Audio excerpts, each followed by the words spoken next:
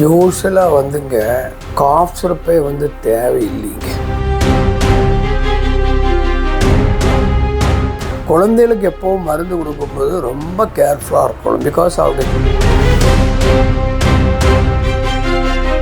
Cough syrup யூஸ்வலாக இந்த டெக்ஸ்ட்ரோமெத்தார்ஃபான் group இருக்கு இல்லைங்களா, அது வந்து லெஸ் தேன் 2 years யூஸ் பண்ணக்கூடாதுன்னு ஆல்ரெடி ஒரு இது இருக்கு.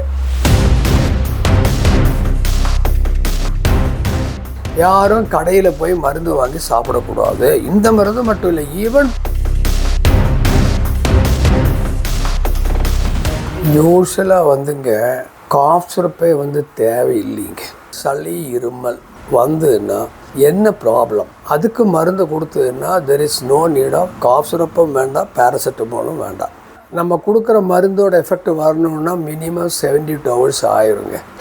ஸோ அதுக்குள்ளே பேரண்ட்ஸுக்கு வந்து கொஞ்சம் ஒரு கலகலப்பாக இருக்கும். அதனால நம்ம வந்து சிம்டமேட்டிக் ரிலீஃப், சிம்டம்ஸை இது பண்ணுறதுக்காக ஒரு காஃப் சிரப்போ ஒரு ஃபீவர் மருந்தோ கொடுத்தது ஆகணும். காஃப் சிரப்பு யூஸ்வலாக இந்த டெக்ஸ்ட்ரோமெத்தார்ஃபான் குரூப் இருக்குது இல்லைங்களா, அது வந்து லெஸ் தேன் 2 years யூஸ் பண்ணக்கூடாதுன்னு ஆல்ரெடி ஒரு இது இருக்குது. பட் சோஃபார் அதுக்கு இதுக்கு வரைக்கும் ஒரு காம்ப்ளிகேஷனும் வரல. குழந்தைகளுக்கு எப்போவும் மருந்து கொடுக்கும்போது ரொம்ப கேர்ஃபுல்லாக இருக்கணும். பிகாஸ் அவங்க kidney is not mature, heart, lungs, liver ஒன்றும் மெச்சூர் கிடையாது. என்ன மருந்து என்ன எஃபெக்ட் வருதுன்னு தெரியாது, என்ன ப்ராப்ளம் வருது என்ன மருந்துக்குன்னு தெரியாது. தென் ட்ரக் இன்ட்ராக்ஷன், ஒரு மருந்தும் இன்னொரு மருந்து கூட இன்ட்ராக்ஷன் ஆயிரும். தென் சைனர்ஜிசம் அப்படின்னா குமுலேட்டிவ் எஃபெக்ட், 2 மருந்தோட எஃபெக்ட் வரும்.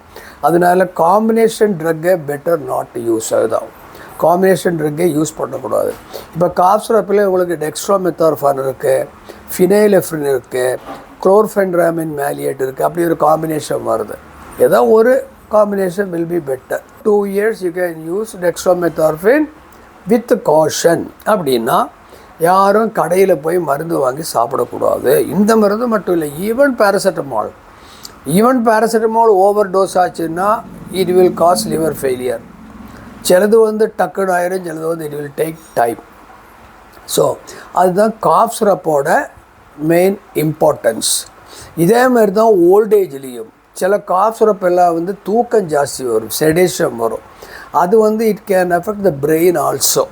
இப்போ ஸ்கூலுக்கு போகிற குழந்தைகளுக்கெல்லாம் சில காஃப் சிரப்பு கொடுத்தோன்னா ஸ்கூலில் போய் தூங்கிட்டே இருப்பாங்க. அப்போ காஃப் சிரப்பை வந்து நாங்கள் வந்து பார்த்து டோஸை டைட்ரேட் பண்ணி சொல்கிறோம். அதே டோஸில் ஃபாலோ பண்ணால் ப்ராப்ளம் இருக்காது. பட் ஈவன் தென் குழந்தைகளுக்கு மருந்து கொடுக்கும்போது டபுள் ஷூராக இருக்கணும்.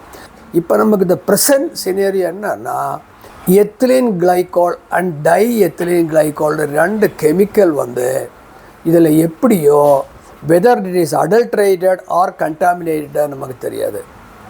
ஒரு ரிப்போர்ட்டு சொல்கிறாங்க சாம்பிள் பார்த்ததில் ஒன்றுமே இல்லை. இன்னொரு ரிப்போர்ட்டு சில சாம்பிள்ஸில் அது especially the drug from Kanchipuram அதில் வந்து 46.8% டை எத்திலீன் கிளைகால் இருக்குது. Di ethylene glycol and ethylene glycol இந்த 2 ப்ராடக்ட்டும் வந்து தே ஆர் யூஸ்ட் எஸ் சால்வெண்ட்னா கெமிக்கல் ஃபேக்ட்ரிஸில், பெயிண்ட் மேனுஃபேக்சரிங் கம்பெனிஸில் அதில் சால்வெண்ட்டாக யூஸ் பண்ணாங்க. அது எப்படி நம்ம மருந்தில் வந்திருக்குன்னு இங்கே கண்டுபிடிக்கணும். இன்னும் அதுதான் ரா மெட்டீரியல் இங்கேருந்து வந்திருக்க, அது என்ன கண்டெய்னரில் கொண்டு வந்திருக்கு. Suppose any metal drum or any plastic drum அதில் இந்த கெமிக்கல் கொண்டு வந்திருக்கா, அதில் ஏதோ மிக்சிங் ஆகிருக்கா, அதுதான் இன்னைக்கு கண்டுபிடிக்கணும். That is what is called contamination. அடல்ட்ரேஷனுக்கு சான்ஸ் இல்லை. இப்போ இந்த ethylene glycol and tie ethylene glycol mainly it will cause acute kidney failure. Don't buy any medicine. Medical ஷாப்பில் போய்ட்டு மருந்து கேட்டு வாங்காதீங்க. மருந்தோட ரியாக்ஷன், அலர்ஜி, அதோட இதெல்லாம் அவங்களுக்கு தெரியாது. அவங்க ஏதோ ஒரு மருந்து கொடுப்பாங்க, அவ்வளோதான். காஃப் சிரப்பு, ஒரு காஃப் சிரப்பு எடுத்து கொடுப்பாங்க. அதனால் தயவு செய்து பேரண்ட்ஸு ஒரு மருந்தும் இன்க்ளூடிங் பேராசிட்டமால் கடையில் போய் வாங்காதீங்க. ஸோ மெனி ஹவுஸஸ் வீட்டில் என்ன தெரியுங்களா, ஆன்டிபயோட்டிக்கே வாங்கி வச்சுருக்காங்க. எஸ்பெஷலி இந்த ட்ரை சிரப்பு தண்ணி ஊற்றினா 3 to 5 daysக்கு அப்புறம் யூஸ் பண்ணக்கூடாது. அவங்க 2 நாளைக்கு கொடுத்துட்டு பெட்டராச்சு வைப்பாங்க, ஃப்ரிட்ஜில் வைப்பாங்க. அது வந்து ஃபுல்லாக அவங்களுக்கு வந்து டாக்ஸின் ஆயிரும், பாய்சன் ஆயிரும் after 4 or 5 days. Some of the நாட்டு மருந்து சயின்டிஃபிக்கலி ப்ரூவ்டு அது வந்து யூஸ் பண்ணிக்கலாம். For example I will tell you, massage of the child. In north India we will recommend கடுகெண்ணெய், mustard oil.